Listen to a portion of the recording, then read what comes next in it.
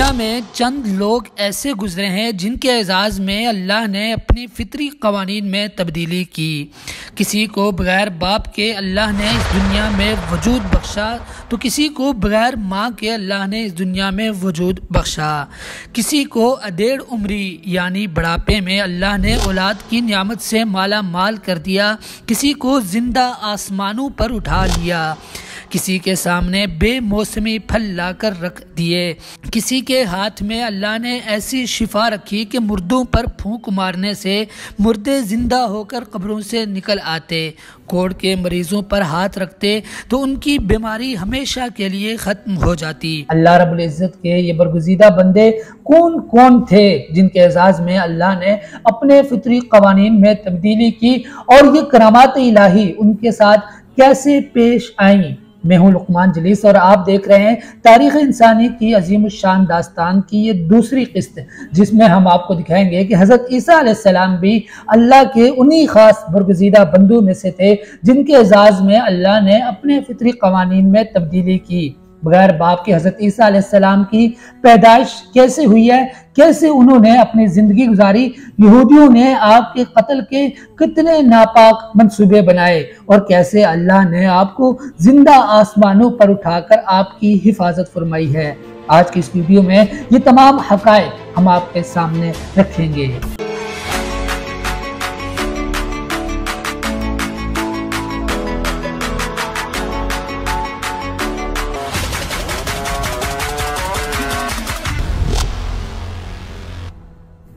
حضرت عیسیٰ علیہ السلام بغیر والد کے پیدا ہوئے تھے، لہٰذا والد کی طرف سے آپ کا کوئی سلسلہ نسب نہیں تھا۔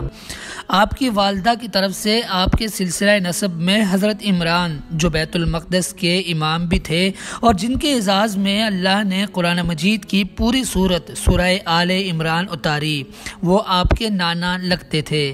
حضرت عمران کی اہلیہ حنہ بنت فاقوزہ جب امید سے ہوئیں تو انہوں نے بارگاہ ازدی میں دعا کی کہ اے اللہ میں امید سے ہوں، اگر آپ نے مجھے بیٹے کی نعمت سے نوازا تو میں اس بیٹے کو ہمیشہ کے لیے بیت المقدس کی خدمت کے لیے وقف کر دوں گی۔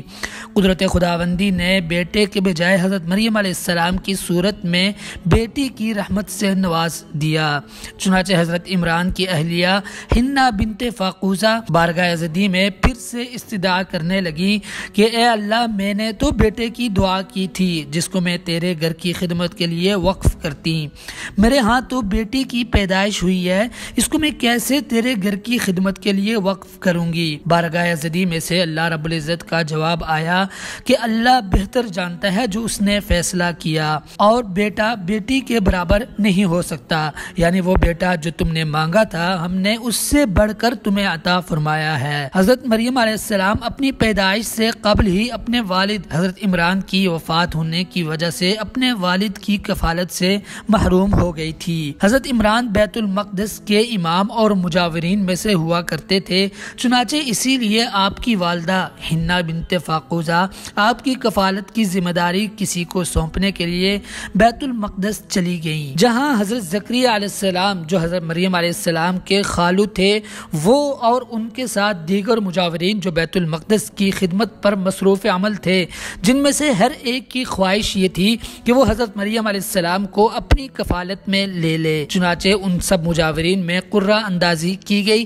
اور قرہ اندازی کا طریقہ یہ اپنایا گیا کہ تمام مجاورین اپنی اپنی قلموں کو جن کے ساتھ وہ تورات لکھتے تھے ان کو پانی میں ڈال دیں گے، اور جس کا قلم پانی کے بہاؤ سے الٹی طرف چلنے لگے گا وہی حضرت مریم علیہ السلام کی کفالت کا حقیقی حقدار ٹھہرے گا۔ چنانچہ قرہ اندازی میں حضرت مریم علیہ السلام کے خالو حضرت زکریہ علیہ السلام جو وقت کے نبی بھی تھے اور آپ کے رشتہ دار بھی تھے ان کا نام نکل آیا، اور یوں حنہ بنت فاقوزہ نے اپنی بیٹی حضرت مریم علیہ السلام کو حضرت زکریہ علیہ السلام کی کفالت میں دے دیا۔ حضرت زکریہ علیہ السلام کی کفالت میں ہی ایک دن یوں ہوا کہ حضرت زکریہ علیہ السلام کہیں دعوت پر تشریف لے گئے۔ جب دعوت سے واپس تشریف لائے تو دیکھا کہ حضرت مریم علیہ السلام کے سامنے کھانے کے لیے بے موسمی پھل یعنی ایسے پھل موجود ہیں جن کا اس وقت موسم نہیں تھا۔ بے موسمی یہ پھل اور میوے دیکھ کر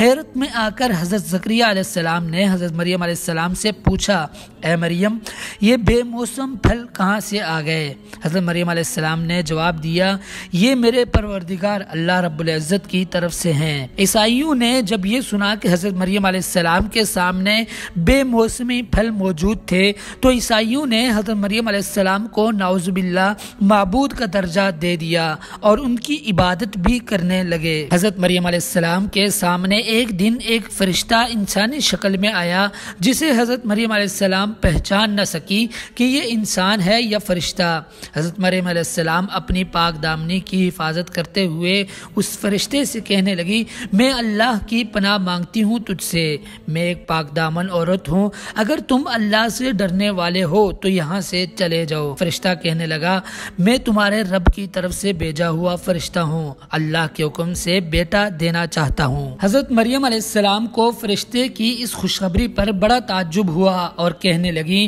مجھے بیٹا کیسے ہوگا جبکہ مجھے ابھی کسی بشر نے چھوا بھی نہیں اور نہ میں نافرمان اور مجرم عورت ہوں بلکہ میں ایک پاک دامن عورت ہوں۔ فرشتے نے کہا، جب اللہ فیصلہ کرتا ہے تو وہ ہو کر رہتا ہے۔ چنانچہ حضرت مریم علیہ السلام امید سے ہو گئیں اور آبادی سے دور چلی گئیں۔ وہاں ایک جنگل یا صحرا میں آپ کے بطن سے حضرت عیسیٰ علیہ السلام کی پیدائش ہوئی۔ ان کی پیدائش پر آپ کہنے لگی، کاش میں آج کے دن سے پہلے ہی ختم ہو جاتی اور ایسے ختم ہوتی کہ دنیا جانتی ہی نہ کہ اس نام کی بھی کوئی عورت تھی اس دنیا میں۔ یہ فریاد اس لیے کرنے لگی کیونکہ حضرت مریم علیہ السلام کو خطرہ تھا کہ لوگ ان کی پاک دامنی پر طرح طرح کے سوالات اٹھائیں گے۔ چنانچہ اللہ نے حضرت مریم علیہ السلام کے لیے عرشوں سے فرشتے کو تسلی کے کلمات دے کر بھیجے۔ اس فرشتے نے آ کر حضرت مریم علیہ السلام سے کہا، اللہ نے تمہارے پاس سے پانی کا چشمہ جاری کر دیا ہے،